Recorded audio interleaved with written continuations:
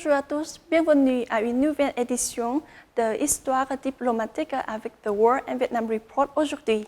Bonjour, Bonjour. Monsieur Ronnery, et honoré et enchanté de vous inviter aujourd'hui. Alors d'abord, il est normal pour un ambassadeur de ne pas être en France le 14 juillet. Quand on est affecté en ambassade, on fête le 14 juillet dans le pays où on réside. Et donc ce qui est plutôt surprenant pour moi cette année, c'est de ne pas avoir la possibilité de faire une véritable réception du 14 juillet pour des raisons que tout le monde comprend. La France a décidé, par solidarité avec les gens qui ont été malades et par solidarité avec les soignants, de ne pas faire de grandes fêtes, de faire des petites réceptions, toutes petites, autour des soignants, et uniquement autour des soignants contre le Covid. Alors, le 14 juillet, c'est traditionnellement avant tout une fête populaire. C'est comme ça que les Français le ressentent. Donc, c'est un jour... Soit c'est un jour férié pour ceux qui travaillent encore au mois de juillet, soit c'est un jour qui est au milieu des vacances pour ceux qui prennent leurs vacances au mois de juillet, mais c'est de toute façon un jour de fête. Donc concrètement, qu'est-ce qu'il y a ? Il y a des bals populaires qui sont parfois dans la rue, sur des places, au milieu des villages, au milieu des villes, ou dans des casernes de pompiers parfois. Et puis il y a très souvent un grand feu d'artifice où il y a des gens de tous âges, y compris des enfants, parfois très jeunes, sur le dos de leurs parents. Et c'est vraiment ça. La première image qui vient à l'esprit le 14 juillet, c'est une fête populaire.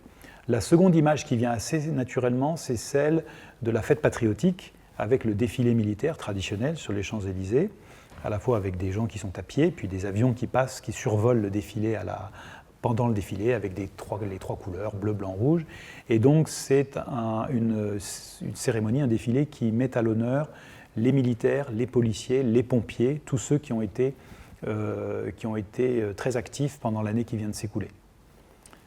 Et il y a une troisième petite dimension, mais plus récente, qui est que généralement le président de la République donne une grande interview, c'est un peu le début des vacances politiques, c'est la fin d'année politique, et après la rentrée politique de la nouvelle année démarre fin août. Voilà. Donc après le 14 juillet, généralement il n'y a plus trop d'activités politiques.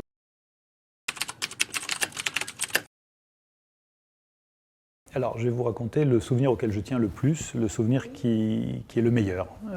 C'était en fait le 14 juillet à Ho Chi Minh Ville, j'étais consul général, et comme chaque année, il y a, pendant la réception, il y a des moments plus ou moins agréables. Le moment où on accueille tous les invités les uns derrière les autres est un peu stressant. Le moment où on fait son discours est un peu stressant aussi, parce qu'on est ébloui par des lumières, on ne voit pas beaucoup le public.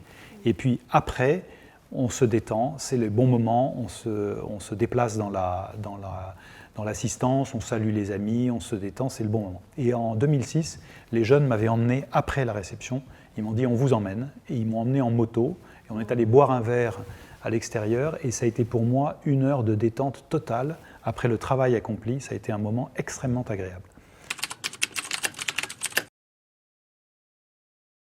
Alors, la vie reprend peu à peu, progressivement, avec prudence en France, grâce au progrès de la campagne de vaccination.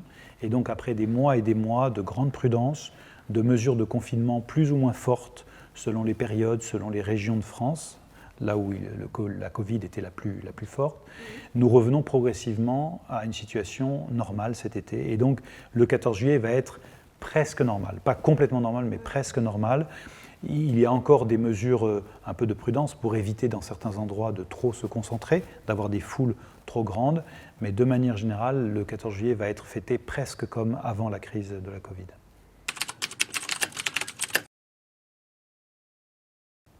Alors, la pandémie a affecté notre coopération et elle nous a amené forcément, dès l'an dernier, à travailler ensemble sur la pandémie. La chose la plus frappante, tout le monde s'en souvient, et ça a beaucoup marqué la France, c'est les dons de masques qui partaient d'ici vers la France, à un moment où en France nous manquions de masques. Nous n'avions pas assez de stock et nous manquions de masques. En sens inverse, nous sommes très heureux cette année, à partir du mois d'avril dernier, et on va continuer à donner des vaccins dans le cadre de la facilité COVAX. C'est-à-dire que nous mettons ensemble des vaccins et nous essayons de contribuer comme ça à la vaccination de la majeure partie de la population vietnamienne. Et puis entre les deux, il y a toute la coopération médicale qui se poursuit en permanence. Nous avons une relation de coopération médicale ancienne, extrêmement intense à tous les niveaux, et naturellement, nous avons réfléchi et travaillé ensemble sur la Covid, et nous avons pris ensemble des mesures de précaution pour éviter de restriction des voyages. Nous avons quasiment interrompu l'envoi de délégations françaises ici au Vietnam et inversement, mais nous avons continué à travailler ensemble. Nous avons travaillé en ligne, en visioconférence, nous avons fait des webinaires, parfois avec plusieurs centaines de participants. Nous n'avons plus fait de visites officielles, mais il y a eu beaucoup d'échanges de courriers, de coups de téléphone à très haut niveau, au plus haut niveau, entre les deux présidents, entre les deux premiers ministres. Et donc la relation continue, la relation dans tous les domaines continue. Et même la coopération culturelle, par exemple, continue. Il y a un certain nombre de choses qui se font en présentiel, quand c'est possible, et puis il y a des choses qui se font en ligne aussi, y compris des expositions de photos. Hanoi Photo 21 s'est fait à la fois en présentiel et en ligne. Les photos étaient présentées sur Internet. Donc on peut continuer dans tous les domaines en fait, à coopérer, un peu différemment bien sûr, mais on peut maintenir tous les liens de coopération.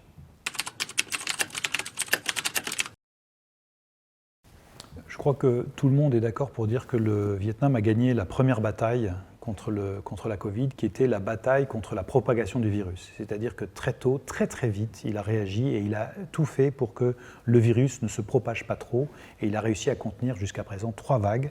Alors nous sommes dans la 4e, qui est très, très néfaste, hein, bien sûr, nous le savons tous les jours, mais jusqu'à présent, il a très bien réussi donc à contenir la diffusion du virus partout dans le pays.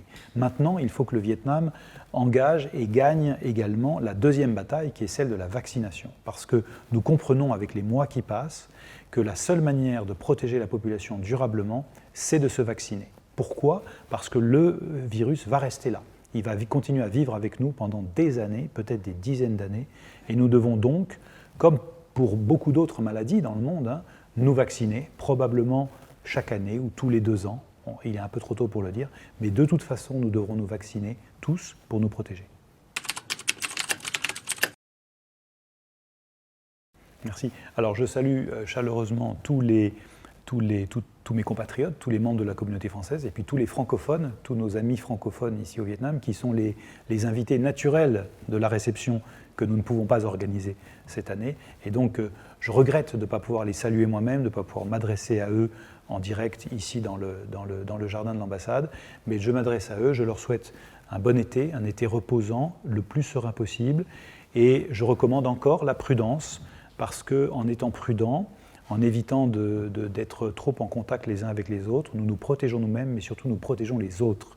Et cette maladie nous fait réapprendre l'altruisme, le fait de penser aux autres et d'éviter par des comportements à risque, de risquer de rendre les autres malades. Mesdames et messieurs, je vous remercie beaucoup pour votre intérêt sur notre rubrique l'histoire diplomatique aujourd'hui. Merci, au revoir et à bientôt.